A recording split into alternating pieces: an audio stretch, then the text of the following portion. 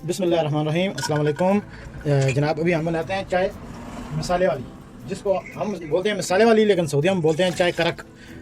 आधा कप पानी का डाला है, उसमें एक दालचीनी का टुकड़ा और 4 अदद लौंग।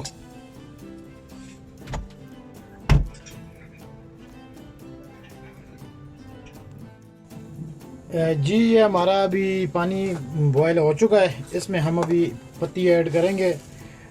ये हम 2 आदमियों के लिए बना रहे हैं, सिर्फ 2 से 3 आदमियों के लिए।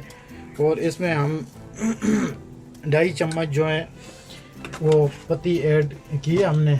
उसके बाद इसमें चीनी ऐड करेंगे। आप चाहे तो गुड़ भी इस्तेमाल कर सकते हैं, और जो आदमी बदून शुगर पीते हैं, बग़ैर चीनी के पीते हैं, वो भी इस्तेमाल कर सकते हैं। बाद में भी चीनी डाल सकती है।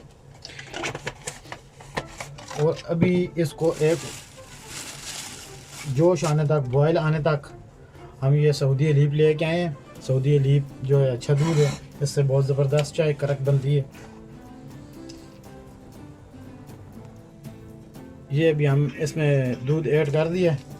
ये सिर्फ 2 से 3 आदमियों के लिए। अगर आप इसमें कम या ज़्यादा करना चाहें तो वो आप अपनी मर्ज़ी से कर सकते हैं। जी, ये हमारी अभी चाय अभी तैयार हो चुकी है, तो इसको हम अभी कप में डालेंगे।